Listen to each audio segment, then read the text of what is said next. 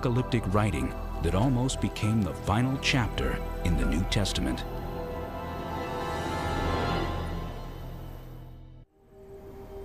When the day of God comes, all the children of men from the east unto the west shall be gathered before my Father who ever lives. And he will command hell to open its bars of steel, and to give up all that is in it. The Apocalypse of Peter was one of many apocalyptic writings popular with early Christians. It was almost included in the Bible, but the revelation of John was chosen instead. Why was Peter's Apocalypse such a hot contender? And why was John's Apocalypse, the book of Revelation, chosen instead? More people felt that John may have actually been written by an early disciple or apostle of Jesus. By the 4th century, most people were convinced that the Apocalypse of Peter was not actually the product of Peter's hand. That, and I would also suggest that the Revelation of John is a more finely wrought book.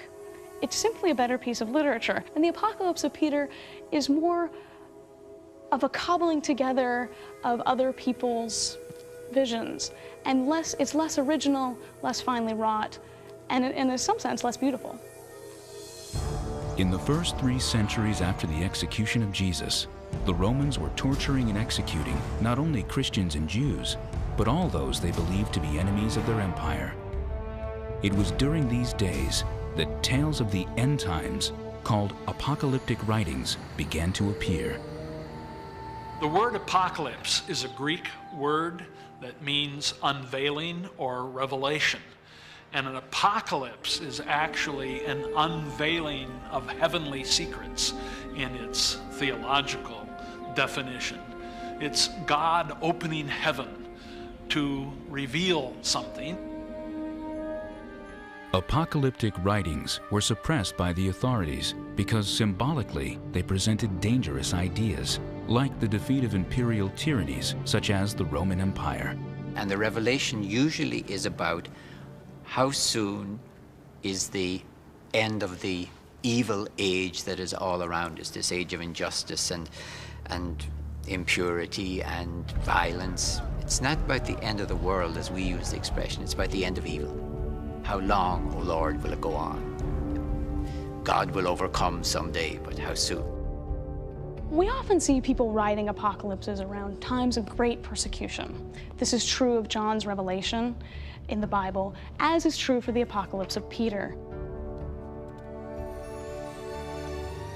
In the 2nd century, many Christians believed the Apocalypse of Peter was spiritually inspired. Perhaps this was the reason it was seriously considered for inclusion in the New Testament.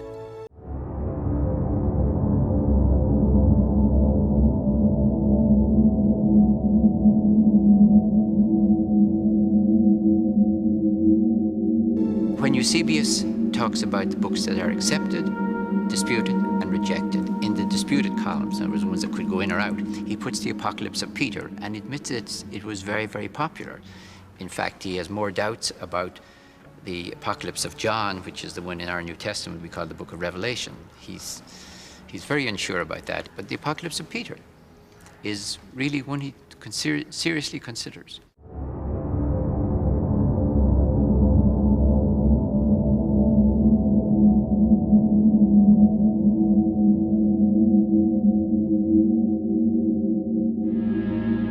Peter's Apocalypse graphically describes the classes of sinners and their sins, their punishment, and the salvation of the righteous. It gives a revelation of what hell looks like in gruesome detail. It's like looking at one of those medieval paintings. If you're a blasphemer, you're hung up by your tongue. If you're a fornicator, you are hung up by the appropriate male appendage. We have people hanging by their hair, fornicators, people who are sexually attractive. We have people, usurers, being punished in their particular way. I believe they're up to their knees in filth, and various other things, blasphemers. And we also have, very specific to the Apocalypse of Peter, people who are being punished who testify against martyrs, who are people who who led to the martyrdom of individuals, no doubt, in the community of the author of the Apocalypse of Peter.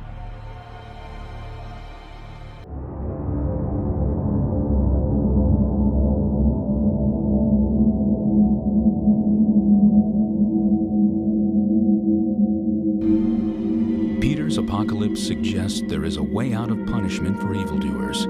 Perhaps it was this idea that led to its exclusion from the Holy Canon.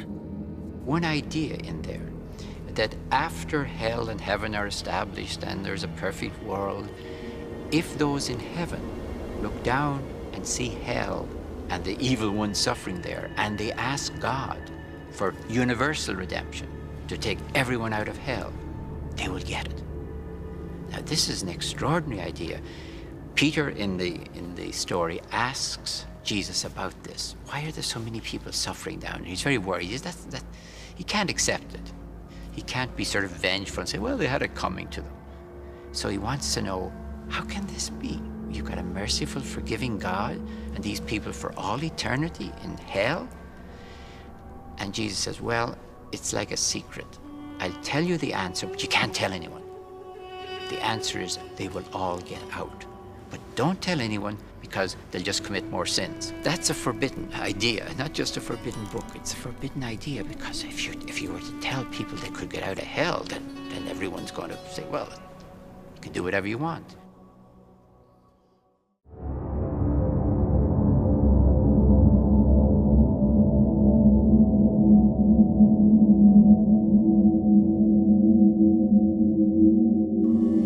There was a second Apocalypse of Peter, a Gnostic text that contained yet another scenario of the end times. But, being Gnostic, it bore the stamp of heresy, and therefore was forbidden. He calls bishops and deacons dry canals, and he's trying to stake out authority for the Gnostic movement.